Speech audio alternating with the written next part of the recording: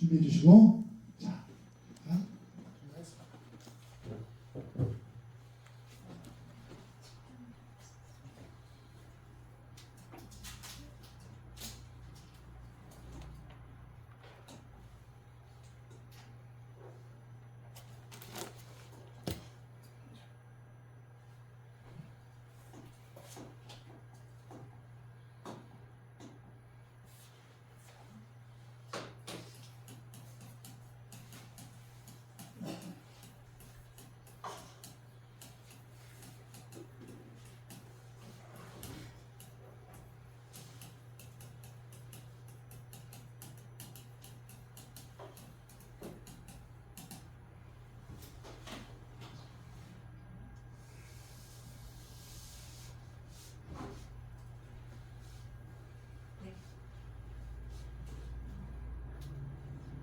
네, 반갑습니다. 반갑습니다. 네, 김지영 목사입니다. 오늘 저와 함께 나누실 말씀의 주제는 창세기 1장의 빛입니다. 빛. 본문 말씀은 창세기 1장 1절에서 5절인데요. 본문 말씀을 한번 같이 읽어보고 시작하도록 하겠습니다. 창세기 1장 1절에서 5절. 네, 같이 한번 읽어보겠습니다. 네, 우리 변유한 목사님 같이 읽어주시면 감사하겠습니다. 하나님이 빛을 낮추라 부르시고 어둠을 밤이라 창세기 1장 1절에서 5절. 하나님이 천지를 창조하시니라 땅이 형통하고 공허하며 바람이 불며 있고 하나님의 영은 수면에 운행하시니라 하나님이 이르시되 빛이 있으라 하시니 빛이 있었고 빛이 하나님을 보시기에 좋았구나 빛과 어둠을 나누사 하나님이 빛을 낮추라 부르시고 어둠을 밤이라 부르시니 저녁에 되는 아침이 되니 첫째 날입니다. 아멘. 그래서 창세기는 지금으로부터 약 3,500년 전 모세가 하나님께 받아 기록한 말씀이고 총 50장으로 되어 있습니다. 그 중에 창세기 1장에는 6일 창조에 대한 순리 노정에 대한 것을 말씀을 하고 있는데 그 중에 혼돈하고 공허한 땅과 그리고 깊음 위 하늘이 흑암하고 빛이 없고 수면에 하나님의 신이 다니시다가 이 빛을 찾으셨다. 첫째 날에 빛을 만드시는 내용이 나오는데요. 과연 이 빛이라고 하는 것을 무엇으로 볼 수 있겠는가에 대한 부분들을 오늘 함께 좀 나눠보고 싶습니다. 물론 어떤 분들은 빛을 사물을 비추는 빛이다. 햇빛, 달빛, 별빛과 같은 그런 빛이다 라고 말씀을 하시는 분도 있는데 하나의 문자적인 빛이라고 봤을 때는 여러 가지 오류들이 있을 수 있습니다. 저는 상당히 이제 좀 시를 좋아하는 편인데요. 그러니까 한영원 시인 다 아시나요? 한영원 시인의 이 님의 침묵 아시죠? 님의 침묵. 많이 들어봤습니다. 네, 혹시 조용현 목사님 아시나요? 외국에서 살다 오셔가지고 혹시 아시나 해서. 제공을 많이 네, 합니다. 한영원 시인은 이제 독립운동가면서 또 승려였고, 그가 이제 님의 침묵이라는 시를 썼는데 님은 같습니다. 나의 님은 같습니다. 라고 하는 님인데 이 님이라고 하는 것에 대한 해석이 많이 있거든요. 뭐라고 알고 계시나요? 그 당시에는 우리 조국을 묻는 네, 잃어버린 어떤 조국에 대한 해석이 많이 있고 또 어떤 분은 이 한용운 시인이 승려였기 때문에 어떤 절대자, 부처와 같은 어떤 절대자를 의미한다. 그리고 어떤 사람은 떠나간 연인이다. 여러 가지 해석들을 얘기를 하거든요. 근데 이 시를 들었을 때 많은 사람은 자기와 직접적인 연관이 있는 부분으로 나름대로의 감동을 느끼겠지만 결국에는 이 님의 침묵을 쓴 한용운 시인이 이 시를 썼을 때 님에 대한 분명한 답은 있다는 거죠. 성경을 보았을 때 우리는 각자의 그런 어떤 자기가 배웠던 내용들, 자기의 경험들 속에서 그 성경의 감동을 느낍니다.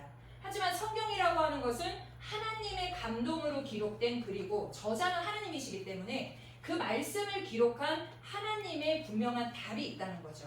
그래서 그 하나님의 답을 성경에서는 진리다 이렇게도 말씀을 하시는데 이 빛에 대한 부분들을 오늘 함께 좀 나눠보고 싶습니다.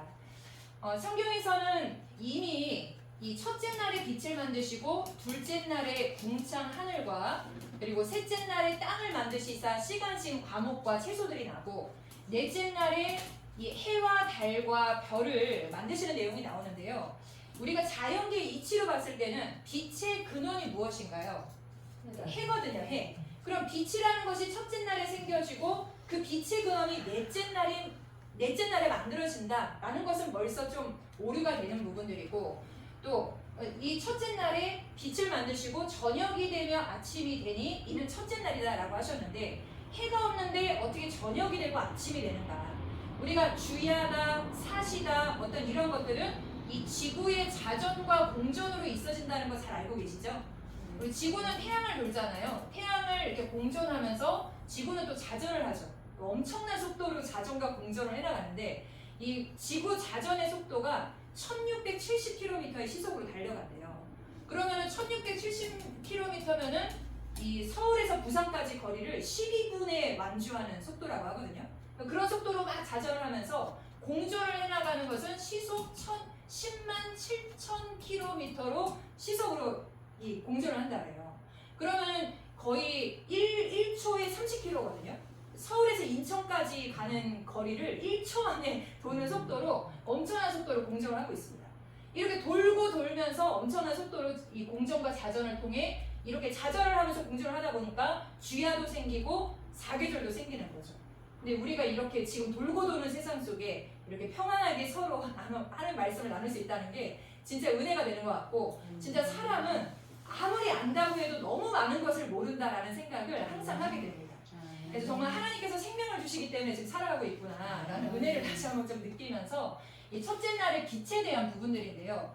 이와 같이 하나의 어떤 이 자연계의 창세기 1장을 창조로 봤을 때는 너무나 많은 모순점이 있습니다. 그리고 이미 둘째 날에 하늘과 땅이 있기 전에 먼저 창세기 1장 1절로 2절에 보면은 혼돈하고 공허한 땅과 흑암아 빛이 없는 하늘이 존재한다라고 하는 것이죠.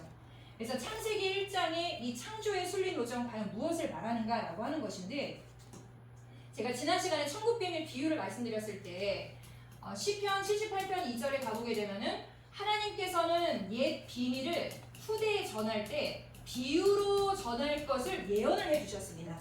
그 예언하신 하나님은 천년 후에 예수님에게 오사 마태복음 13장 34절과 35절과 같이 창세로부터 감추어진 것들을 드러내기는 드러내시되 비유로 드러내리라 하셨는데, 비유라고 하는 것은 이해를 도모하기 위한 비유가 아니라 하나의 천국의 비밀을 악한 자들에게 감추기 위한 봉합 장치였다는 거죠. 그런데 언제까지나 봉합하는 것이 아니라 요한복음 16장 25절에 보면 때가 되면 비유비사가 아니라 모든 것을 밝히 이루는 때가 있다라고 하셨습니다. 이 창세기 1장에 나오는 6일 창조에 대한 기록 역시 하나의 자연계의 창조를 빙자한 비유라는 거죠. 비유. 창세로부터 감추어진 천국의 비밀이고, 그 천국의 비밀을 사단에게 속한 악한 자들에게 감추기 위해서 비유로 보내놓으셨지만, 이제 때가 되면 모든 것을 밝히 이를 때가 있다라고 하는 것처럼 이제 이 비유가 풀어질 때, 10개자의 보일시자 계시가 되어질 때 우리는 이 창세기 1장의 내용들을 또 다르게 또 깨달아갈 수 있는 그런 부분들이 되겠습니다. 자, 그렇다면 이 빛이라고 하는 것이 무엇인가? 그러니까 성경은 하나님의 말씀이니까 모든 답은 성경 속에 찾아야 되겠죠. 성경 속에 찾아보게 되면 요한복음 1장, 그렇죠. 요한복음 1장 1절에서 5절입니다. 태초에 말씀이 계시니라 이 말씀이 곧 하나님이시다라고 하시면서 요한복음 1장 4절에 보면 말씀 안에 생명이 있으니 이 생명은 사람들의 빛이다라고 하셨습니다. 그래서 말씀 안에, 그 말씀 속에 참뜻을 깨달아가는 것이 생명을 주는 빛이다라고 말씀하셨고, 또 시편 119편 105절에 보면은 주의 말씀은 내 발의 등이요 내 길의 빛이다. 그래서 빛이라고 하는 것은 결국 생명의 말씀을 뜻합니다. 육적인 빛이 마치 생명의 근원이 되고 또 어둠을 밝혀서 모든 것을 보게 하듯이 우리 영혼에 생명을 주고 또 우리의 무지한 깜깜한 심령을 깨우쳐서 하나님을 깨닫게 해주시는 생명의 말씀을 성경에서는 빛이다라고 말하고 있습니다. 근데 우리는 흔히들 빛이다 그러면은 이 전등 자체가 하나의 빛이다 이렇게 생각할 수 있지만, 사실은 전등은 빛이 아니죠. 전등은 빛이 아닙니다.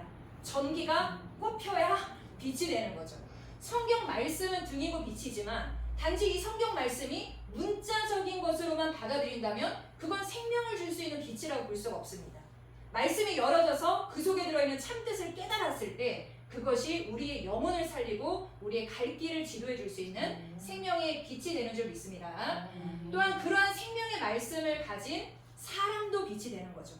그래서 요한복음 8장 12절에 보면은 예수님께서 자신을 내가 세상의 빛이다. 나를 따르는 자는 어둠에 다니지 아니하고 생명의 빛을 얻는다라고 하셨고, 또 요한복음 9장 5절에도 예수님께서는 내가 세상의 빛으로 왔다라고 하셨으니, 실제로 성화 속에 보면 항상 예수님 머리 뒤에 후광이 번쩍번쩍한 모습들을 볼 수 있는데, 실제로 예수님 몸에서 그렇게 번쩍번쩍 빛이 났다면 왜 사람들이 예수님을 따르지 않았겠습니까? 그것은 생명의 빛과 같은 생명의 말씀을 가지셨기 때문에 예수님을 빛이다라고 말씀하신 것이니, 따라서 영적인 빛, 비유한 빛이다라고 했을 때는 바로 우리의 영혼의 생명을 주는 생명의 말씀과, 그리고 그러한 생명의 말씀을 가진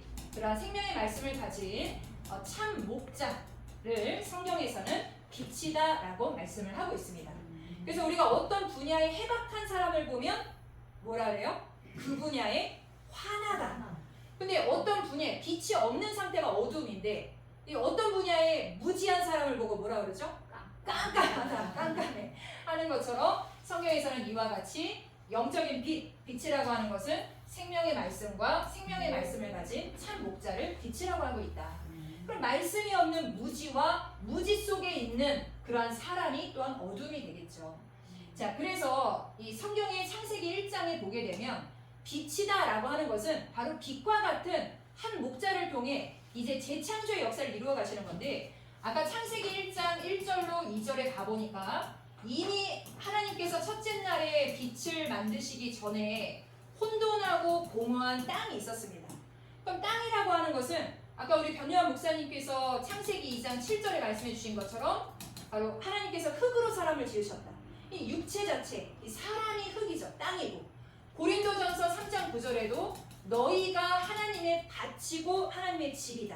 하나님의 영이 거하는 집이, 사람의 마음이 땅이고 땅이다, 집이다, 이렇게 비유해 놓으신 것이고, 누가복음 8장 15절에도 좋은 땅에 있다는 것은 착하고 좋은 마음으로 하는 것처럼 바로 사람의 마음을 땅이라고 했을 때 이 사람 속에 두 가지 이상의 사상이 혼돈되어 있고, 또 하나님의 신이 떠나가 있는 상태는 공허한 빈집과 같은 거죠.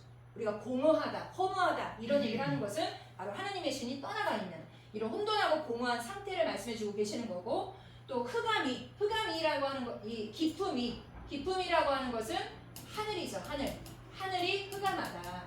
이 창세기 1장 1절로 5절의 말씀과 같은 내용이 그 예레미야 4장 23절로 28절의 말씀인데요. 자, 요거는 한번 같이 읽어보시면 좋을 것 같습니다. 네, 예레미야 4장 23절로 28절 말씀인데요. 네, 변요한 목사님 한번 읽어주시면 감사하겠습니다. 예레미야 4장 23절로 28절.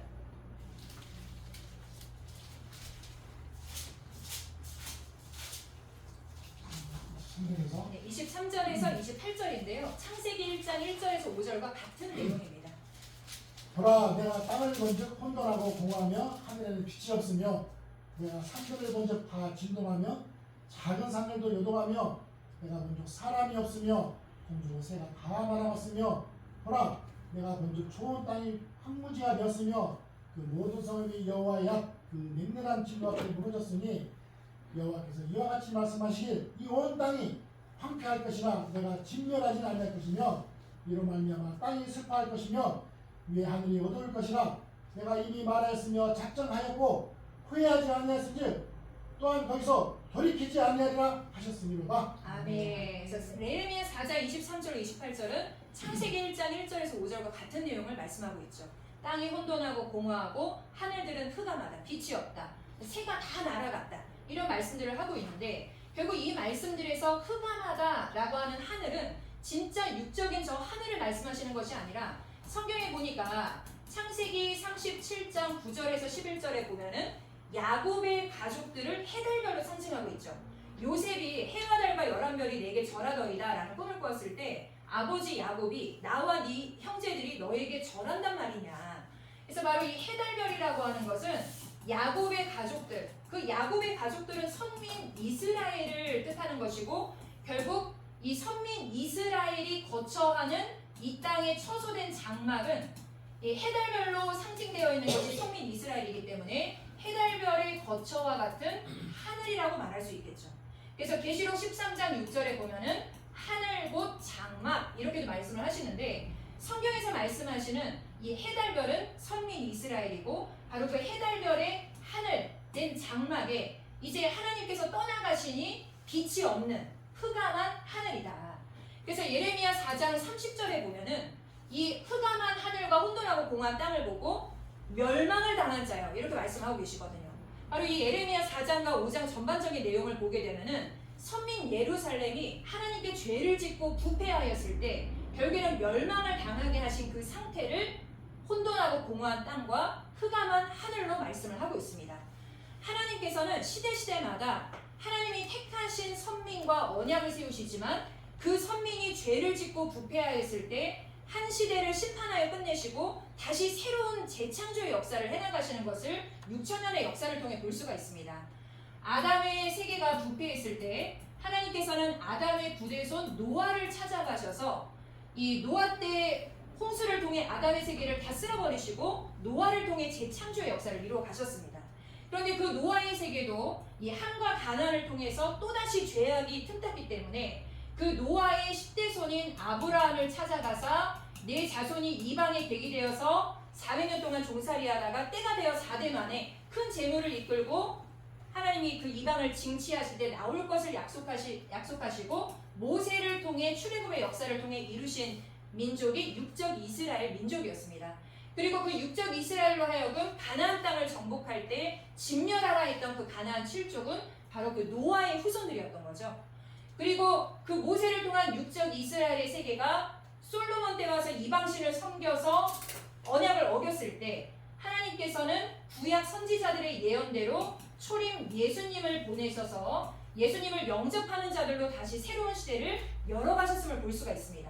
그런데 마지막 때 주 재림에 대한 예수님이 다시 오시는 재림에 대한 예언서인 요한 계시록에 가보니까 계시록 21장 1절에도 처음 하늘 처음 땅이 없어지고 바다도 없어지고 새하늘 새 땅에 하나님께서 영계의 천국과 함께 임할 것을 말씀하고 계시거든요. 그럼 처음 하늘 처음 땅이 없어지고 다시 새하늘과 새 땅이 창조된다라고 하는 것은 선민이 배도하고 부패하였을 때 그 한 시대 혼돈하고 공허한 땅과 흑암한 하늘을 이제 끝내시고 다시 영적인 재창조의 역사를 해나가실 때 수면 가운데서 하나님께서 아까 첫째 날에 뭘 찾으신대요? 빛을 찾으신다. 그럼 수면이라는 것은 바다거든요. 바다. 성경에서 바다가 의미하는 것은 영적인 바다는 이 다니엘 7장 3절과 17절에 보면 이 바다에서 네 짐승이 나오는데 이 네 짐승을 세상에서 나오는 네 왕이다 이렇게 얘기를 하십니다. 그래서 바다가 뜻하는 것은 세상입니다. 세상.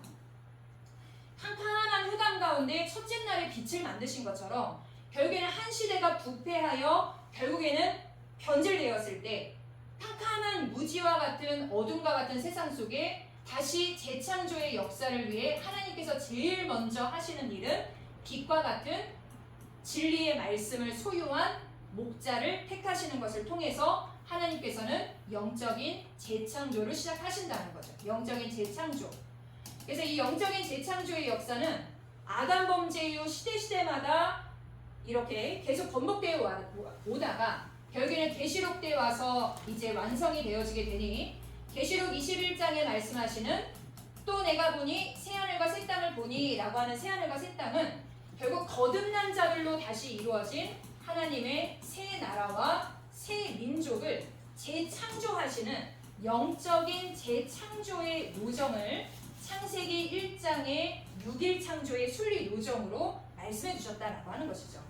그래서 창세기 1장의 본 바와 같이 빛이라고 하는 것은 하나의 육적인 문자적인 빛이 아니라 영적인 재창조를 위한 진리의 말씀을 소유한 목자를 택하심의 역사를 말씀을 하고 있다라는 것을 말씀을 드리고 싶습니다. 그래서 우리가 이 성경 속에 보면은 말씀이 봉해져 있을 때는 하나님께서 말씀을 봉해 놓으셨을 때는 그냥 봐도 모를 수밖에 없는 캄캄한 어둠과 같지만 이제 때가 되어 모든 것을 밝히 이룰 때가 있다 말씀해 주신 것처럼 말씀이 열려지는 이 계시의 때에는 열려진 계시의 말씀을 통해서 우리가 모든 하나님의 말씀을 밝히 알 수 있는 거죠. 그래서 열려진 계시의 말씀이 바로 우리의 영혼의 생명을 주는 빛과 같은 그런 말씀이 되는 것이고 이제 빛이 어둠에 빛이 돼 어둠이 깨닫지 못하더라라고 하는 것처럼 우리는 이 계시의 말씀을 통하여서 문자적인 그런 도의 초보적인 지식이 아니라 하나님의 온전한 계시의 말씀을 깨닫고 우리 하나님을 알아서 소망하는 영생과 천국에 이룰 수 있는 우리가 되었으면 좋겠습니다. 네, 그래서 성경에서는 계시의 중요성을 말씀하고 계신 것이죠. 마태복음 11장 27절에 아들과 아들의 소원대로 계시를 받아야 아버지를 안다. 그리고 이 요한복음 17장 3절에는 영생은 유일하신 참 하나님을 아는 것이다. 결국 계시를 통해 참 하나님을 알았을 때 우리가 소망하는 영생도 이루어진다라고 말씀해 주셨기 때문에 지금은 비유비사가 아니라 모든 것을 밝히 열어주는 계시의 때라는 거죠. 그래서 열려진 계시의 말씀을 통해서 우리가 참 하나님을 깨닫고 소망하는 영생에 이를 수 있는 저와 여러분이 되시면 좋겠고 또 많은 이 사랑하는 소속되어 있는 영혼들에게 또 생명의 양식, 빛된 양식을 비추어 주시는 빛과 같은 그런 목사님들이 다 되어 주셨으면 좋겠습니다. 네, 지금까지 들어주셔서 감사드립니다. 감사합니다.